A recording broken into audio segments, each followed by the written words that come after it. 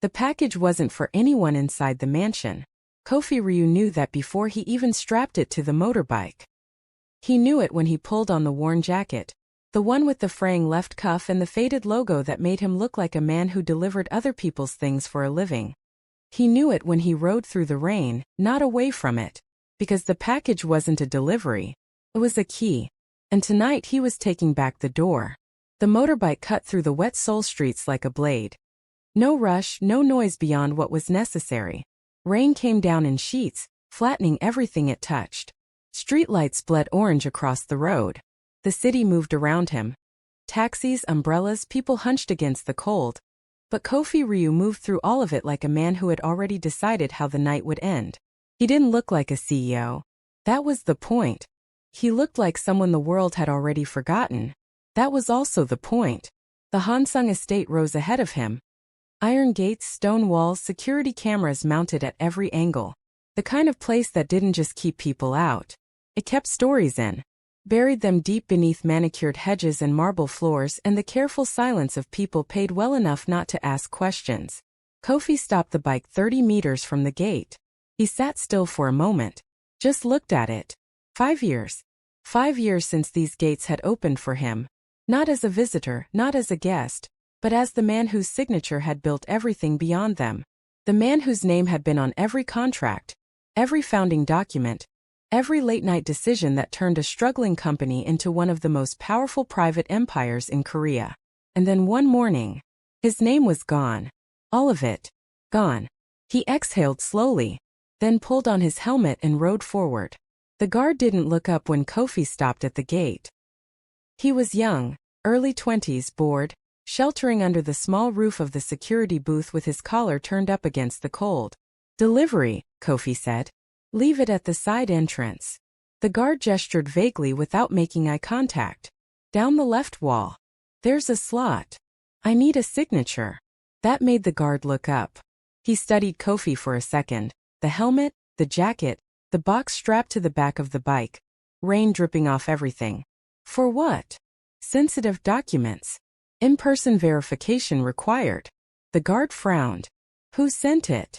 "The sender's name is on the manifest. I just need someone to sign." The guard straightened, suddenly less bored and more suspicious. He glanced at the second guard, an older man who had just stepped out of the booth, coffee in hand. "Hey, you expecting anything tonight?" the younger one asked. The older guard squinted at Kofi. "No. Nothing was logged." "Then he leaves it at the slot." Kofi didn't move. "I said." The older guard stepped forward now, voice dropping. "There's a slot at the side entrance. Use it and go. I can't leave sensitive documents unattended. Then take them back." "I can't do that either." The older guard set his coffee down slowly. The kind of slow that meant he was deciding how much patience he had left for the night. "Friend," he said, and the word had no warmth in it. "I don't know what company hired you, but this is a private estate. We don't take unscheduled deliveries at the main gate. Now you can turn that bike around, or I can call someone who will turn it around for you. Your choice." Kofi tilted his head slightly. "Call whoever you need to call," he said. Something shifted in the air. Not loudly. Not dramatically. Just shifted. The older guard stared at him for a long moment.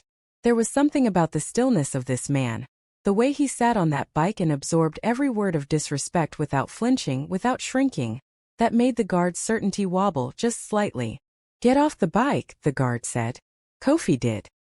He stood at the gate now, helmet in hand, rain hitting his shoulders. He was taller than expected. Broader. And his eyes, when they finally met the guard's fully, were not the eyes of a man delivering packages for a living. They were the eyes of a man who had already won an argument he hadn't started yet. The younger guard moved his hand toward his radio. "Don't," Kofi said quietly. "Excuse me. You'll regret the call you're about to make. Not because of me. Because of who picks up." The younger guard almost laughed.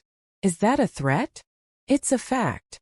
The older guard stepped right up to the gate now, gripping the iron bar. "Last warning. Leave. Now." Kofi reached into his jacket. Both guards stiffened. He pulled out a phone, old model scratch screen, and held it up toward the gate camera. Not toward the guards. Toward the camera. A long second passed. Rain. The distant sound of music from inside the mansion. Then, a deep mechanical sound rolled through the gate mechanism. Click. Clunk. And the gates began to open. The younger guard spun around. What? Who authorized? Check your system, Kofi said. The older guard rushed to the booth. His fingers flew across the panel. His face went pale. Override code, he said. Level 1 clearance. It's from the inside. Who has level 1 clearance? The younger guard demanded.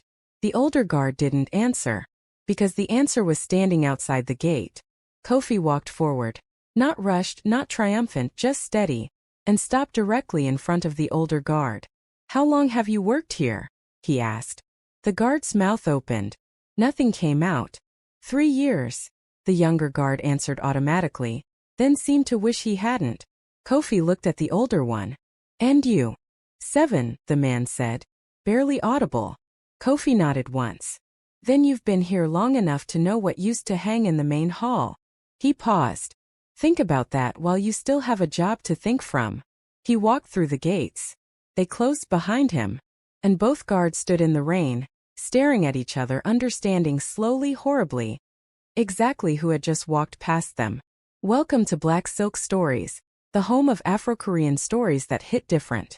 Subscribe, drop a comment, and do not go anywhere. This is only the beginning. Inside the estate grounds, the world was different. Warm light spilled from the mansion's tall windows. The sound of conversation and soft jazz drifted through the night air. Expensive cars lined the curved driveway. Men in dark suits moved between them, talking in low voices, phones pressed to ears. A gathering. A private one. The kind where decisions got made over whiskey and handshakes, and by morning entire companies changed hands without a single press release.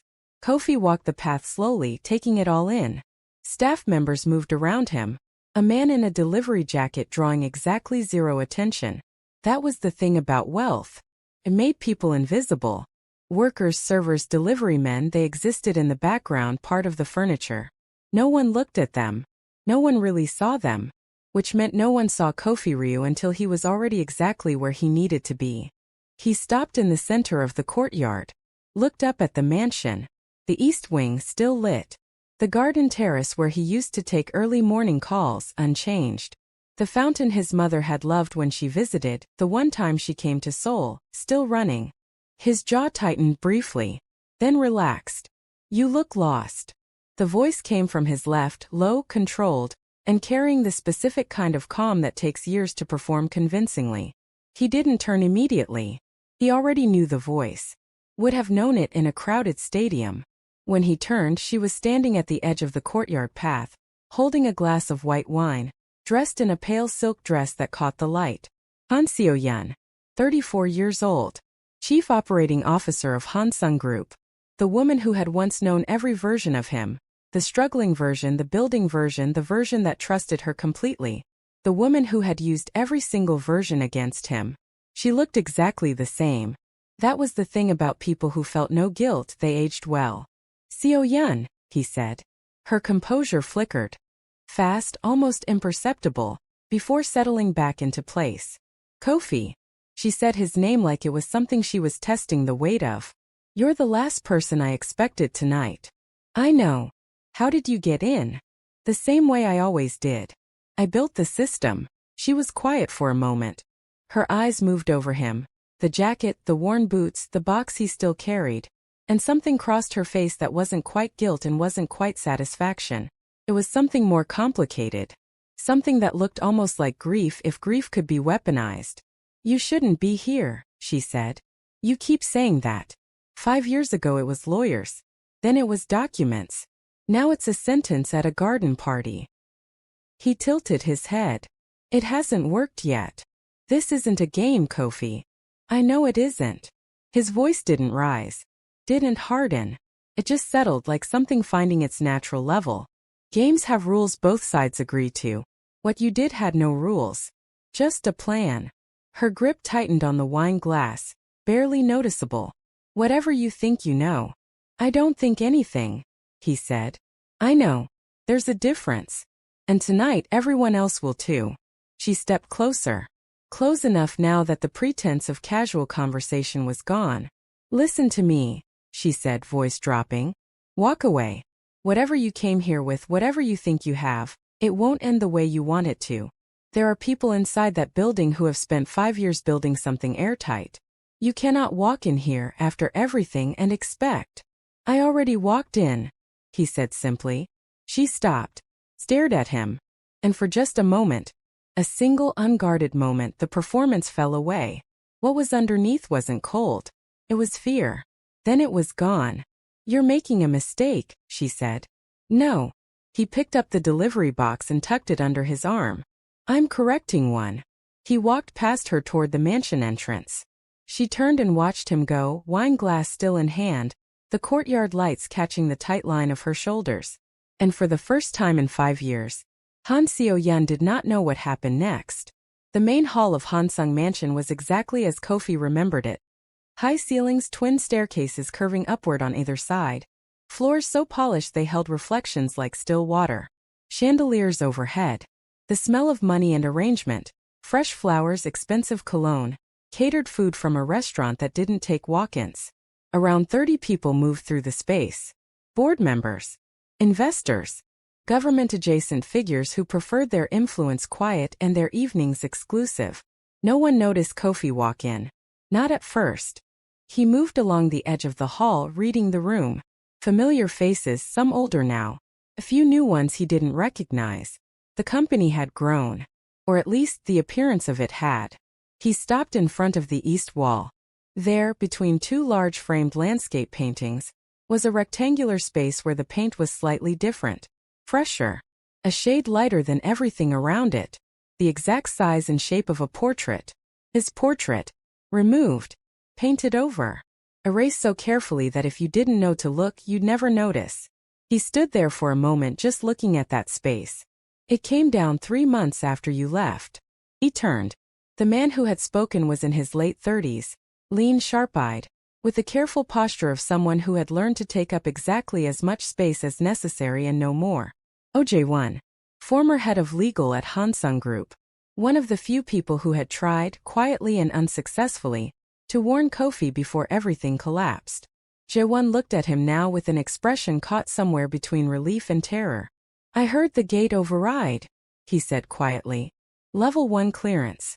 I knew it had to be you. He exhaled. You still have the code. They forgot to revoke it. They thought you were gone. They were wrong. Jae-won glanced around nervously. Kofi, do you understand what tonight is? This gathering. It's the announcement. Park is finalizing the acquisition of Daehan's remaining shares. By tomorrow morning, everything that was ever connected to your founding stake gets restructured out of existence. Permanently. Kofi looked at him steadily. I know. Then you know you have maybe 2 hours before it's done. 1 is enough. Jae-won stared at him.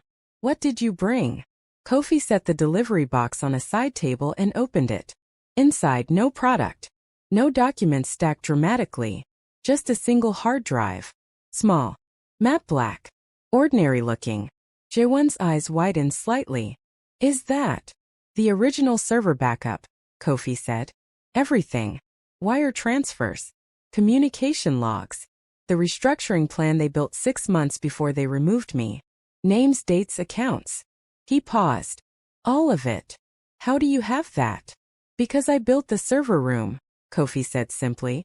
And I left something behind before I walked out. Jae-won pressed his lips together. His hands weren't steady. If Park sees you, he will. Kofi. Jae-won. His voice was quiet but absolute. I didn't come here to hide. Then footsteps, heavy, purposeful, crossed the hall toward them. And Chairman Park Do-hyun arrived. Chairman Park Do-hyun was the kind of man who filled a room without raising his voice. Not because of charm. Because of consequence. 20 years of calculated decisions had carved something permanent into his face. A look that said every person in front of him was either useful or irrelevant, and he had already decided which. He was 61, silver-haired, built like a man who had never lost a negotiation, and intended to keep that record. He stopped when he saw Kofi. Not a dramatic stop, just a slight reduction in stride. The kind a man makes when something doesn't match what he expected, and his mind is rapidly working to explain it. His eyes moved from Kofi's face to the jacket to the open delivery box on the side table, then back to the face. "Who let this man in?" he asked. Not loud, just precise. One of his assistants stepped forward. "Sir, the gate reported a level 1 override." "I didn't ask about the gate. I asked who let him in." Silence. Jae-won stepped back. Not out of cowardice but strategy. He knew his moment wasn't yet. Kofi spoke first. "I let myself in," he said. Park turned the full weight of his attention onto him. Studied him the way a man studies something that shouldn't exist, with a combination of irritation and reluctant curiosity. "You have level 1 clearance," Park said slowly. "That's not possible for a—" He stopped. Looked again. And something moved behind his eyes. Something that hadn't fully formed yet. "For a delivery man?" Kofi finished. Park's jaw tightened. "State your name and your business." "Now." "My name," Kofi said, "is Kofi Ryu Songhyun." The hall didn't erupt. Didn't need to. It simply stilled. Like air before lightning. Two of the older board members near the staircase turned. A woman holding a champagne glass stopped mid-conversation. Jae-won exhaled through his nose and looked at the floor. Park's expression didn't collapse. Men like him didn't collapse publicly. But it shifted. Recalculated. Reassembled. "That's not possible," he said. "You've said that twice now," Kofi replied. "It hasn't become true yet." "Kofi Ryu is standing in front of you," Kofi said. "In the house he built. At a party celebrating the final theft of everything he created." He paused. "Yes. I'd say it's very possible." Park straightened. "Whatever game this is." "It's not a game." Kofi reached into the delivery box and placed the hard drive on the table beside it. "This is the original server backup from Hansung Group's founding infrastructure. I pulled it 18 months ago when I confirmed what I'd suspected for years." He looked at Park directly. "You want to know what's on it? I want you removed from my property." "It's not your property." The words were quiet, but they hit the room like something physical. A board member near the back shifted uncomfortably. Another one leaned toward his companion and whispered something. Park took one step forward. "You have no legal standing here. You signed away every stake, every claim." "Under duress," Kofi said. "And with forged documentation, which is also on the drive." He tilted his head. "Along with the communication records between you and Han Seo-yeon, dated 14 months before my removal. Planning it, Chairman." "In writing." Dead silence. Then Seo-yeon's voice cut through it, sharp, controlled.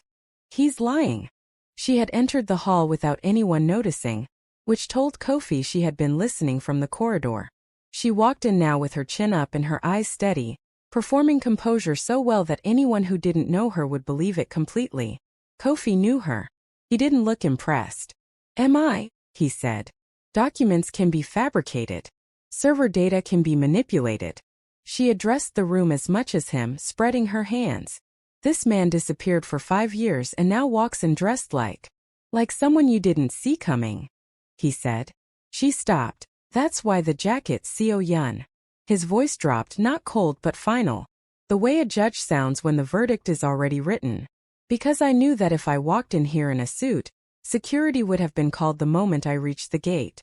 But a delivery man." He almost smiled. "Nobody looks at the delivery man."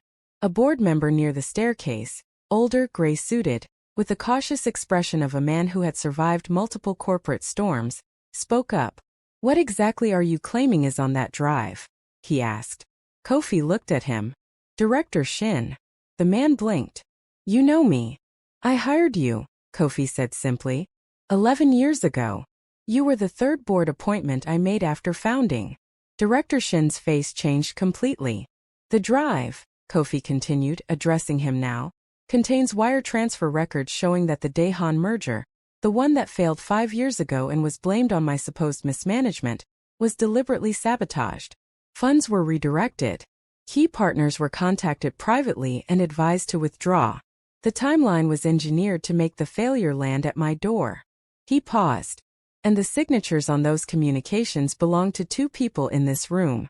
He didn't point. He didn't need to. Every eye moved to Park and Seo-yeon anyway. Park's voice was controlled but strained. This is slander. In front of witnesses. Then arrest me, Kofi said. Call the police right now. Let them take the drive as evidence. He spread his hands calmly. I'll wait. No one moved. Because everyone in that room understood what calling the police meant. Evidence logged. Investigation opened. Names on record. Park understood it most of all. His silence was its own confession. Director Shin stepped forward slowly, adjusting his glasses. I want to see the drive, he said. Shin, Park started. I am a board member, Do-hyun. Shin's voice was quiet but firm. I have a right to review material evidence affecting the integrity of this company. Unless you have a reason I shouldn't. The question hung in the air. Park said nothing. Shin looked at Kofi. Can it be verified independently? The metadata is timestamped and encrypted with the original server's authentication key, Kofi said. Any forensic IT team can confirm it hasn't been altered. I'd recommend the one your auditors use. They're already familiar with Hansung's architecture. Shin nodded slowly, then looked at Park. Do-hyun, if what this man is saying has any basis. It doesn't, Seo-yeon said. You interrupted me, Shin said. Calmly, without heat. She closed her mouth. Shin continued. If what he is saying has any basis, then this board has been operating under fraudulent foundations for 5 years. And everything built on top of that, including tonight's acquisition, is legally compromised. He removed his glasses and cleaned them with the deliberate patience of a man thinking carefully. That is not a small thing. Shin, you're being manipulated, Park said. This man shows up unannounced with a hard drive and a story. With a level 1 gate override, Shin replied. That's not a story. That's access that should have been revoked years ago. He looked at Park. Why wasn't it? Another silence. A different kind this time. The kind that answers the question without words. Kofi watched it all. He didn't press. Didn't accelerate. This was the part that required stillness. He had learned that not in a boardroom, not from a mentor, but in the 5 years after. In the small apartment in Busan where he had rebuilt himself from the bottom up.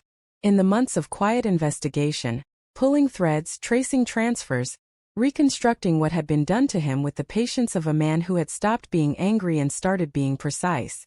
Anger was loud. Precision was effective. I want to say something, he said. The room focused on him. I'm not here to destroy Hansung Group. He let that settle.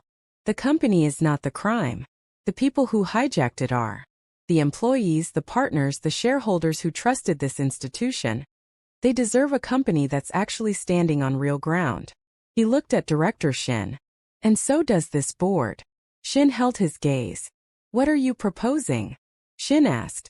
A full independent audit. Tonight's acquisition halted pending review. And a board vote by morning on leadership. You can't call a board vote, Park said. You have no standing. He might, Shin said quietly. Park stared at him. Whose side are you on? The company's, Shin said. Same as always. Seo-yeon had been quiet for too long. Kofi noticed. Quiet with her was never absence. It was preparation. When she spoke, her voice had changed. The performance was thinner now. What was underneath had edges. Kofi. She said his name differently this time. Not testing it. Not performing. Just his name. Can I speak to you? Privately. No, he said. She blinked. Anything you say to me tonight, you say in front of these people, he continued. You've had 5 years of private conversations at my expense. That ends here. Her jaw moved slightly. Then she looked at him. Really looked at him, and something in her face broke open just for a moment. Not guilt exactly. Something older and harder to name. I did what I thought I had to do, she said. The room went very still. Because that sentence was not a denial. I thought, she stopped. Started again. The board wasn't going to accept you. Not fully. Not long term. There were conversations happening that you weren't in the room for. People questioning whether someone like you could. She paused on the word. represent the face of a company like this? In this country? In this industry? The air in the room shifted. I was protecting the company, she said. You were protecting your position in it, Kofi replied. I was protecting both. By erasing me. By making a decision. That wasn't yours to make. His voice finally had something in it now, not anger but weight. 5 years of weight. I built this. From nothing. Before the offices, before the board, before the name meant anything in this industry, I was the one in the room making it real. And you took that. Not because the company needed you to. Because you wanted what it would give you. She looked at him. And this time she didn't answer. Because there was no answer that wasn't a confession. Chairman Park moved. Suddenly, toward the side table where the hard drive sat. 2 things happened at once. Jaewon stepped forward and blocked him. Quietly, firmly, placing himself between Park and the table with the practiced calm of a lawyer who had been waiting for exactly this moment. And every phone in the room, or so it seemed, went to record. Board members. Assistants. Even 2 of the catering staff near the back who had stopped pretending to work some time ago. Park froze. He looked around the room. And saw it. The shift. The moment when a room that had been his stopped being his. Do-hyun, Director Shin said. Step back. Park's breathing was audible now. This is not over, he said. Yes, Kofi said. It is. He walked forward, past Seo-yun, past the space where his portrait used to hang, past the accumulated years of something that had been built on his name and then stripped of it, and stopped in the center of the hall. He looked up at the ceiling, at the chandeliers that had been chosen without him, the walls repainted without him, the entire architecture of an empire that had tried to continue as though its foundation had never existed. Then he looked back at the room. I want a board emergency session called for 8 o'clock tomorrow morning, he said. Director Shin, I'm requesting you chair it. He looked at Jae-won. Prepare the documentation for an injunction on tonight's acquisition. Effective immediately. He looked at Park. And I want your resignation letter on that table before you leave this building tonight. Park's voice shook. Not with fear but with the specific fury of a man watching control leave his hands in real time. You have no authority. I have the drive, Kofi said. I have the server logs. I have a room full of witnesses. And I have 5 years of patience. He paused. I have more authority in this room right now than you have had in 5 years of sitting behind a desk that was never yours. The room held its breath. Chairman Park Do-hyun, who had never lost a negotiation, who had built a reputation on absolute control, who had spent 5 years believing the past was buried, stood in the center of his own gathering and felt the ground dissolve beneath him. He looked at Seo-yun. She looked away. And that, more than anything else, was the moment he understood. It was over. He set down the glass he was holding, straightened his jacket, and walked out of the hall without another word. The room exhaled. People began to move quietly, urgently, in the way people move when they understand that history has just turned a corner and they need to decide which side of it they're standing on. Director Shin approached Kofi. 8 o'clock, he said simply. 8 o'clock, Kofi confirmed. Shin looked at him for a long moment, the kind of look that carries years of things unsaid. I'm sorry, Shin said quietly. For what happened? And for the years I said nothing. You're saying something now, Kofi replied. That matters. Shin nodded, turned, began making calls before he even left the room. Jaewon appeared at Kofi's shoulder, already on his phone, already moving. I'll have the injunction ready by midnight, he murmured. The auditors can be on site by 7. Good. Kofi. Jaewon paused. It's really good to see you. Kofi looked at him. It's good to be seen, he said. He found Seo-yun in the corridor outside the hall. She was standing alone, wine glass gone, arms crossed over herself. Not in defiance but in the way a person holds themselves when everything external has fallen away, and what's left is just the truth of who they are. She heard his footsteps and didn't turn. Are you going to destroy me? She asked. No, he said. She turned then, searching his face. The evidence implicates you, he said. What the law does with that is the law's business. But I didn't come back for destruction. He held her gaze. I came back for truth. There's a difference. Some people won't see a difference. Some people will. She was quiet. Then, I did think about you. After. In the beginning. He said nothing. I told myself it was necessary, she continued. I said it so many times it stopped feeling like a lie. Her voice was steady but something underneath it wasn't. And then one day it just felt like history. Something that happened. Something done. But it wasn't done, he said. No, she agreed. It wasn't. The corridor was quiet. Somewhere inside the hall voices were rising. Phone calls being made, conversations being had, the machinery of consequence beginning to turn. What happens now? She asked. Tomorrow happens, he said. And the day after. And everything gets rebuilt on ground that's actually real this time. He picked up the delivery box. Empty now, its purpose served. That's all I ever wanted. Real ground. He walked toward the front entrance. At the door he stopped, turned back one final time. The empty space on the wall where his portrait had been was visible from here. He looked at it for exactly 3 seconds. Then he walked out. Outside the rain had stopped. Soul spread before him, lights returning to their reflections, streets beginning to breathe again. The city indifferent and eternal in the way cities are. Kofi stood at the top of the mansion steps. He wasn't celebrating. He wasn't relieved. He was something quieter than both. He was returned. He put on his helmet, got on the bike, and rode back into the city that had once watched him disappear. This time nobody would watch him disappear. This time the story had a different ending. And it started tonight. If this story found you, you were meant to be here.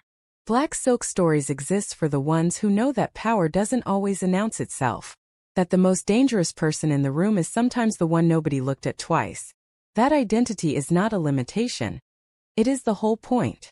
Subscribe to Black Silk Stories. Share this with someone who needs to see themselves in a story like this. And drop a comment. Tell us what Kofi Ryu made you feel. This is Black Silk Stories. And we don't tell ordinary stories here.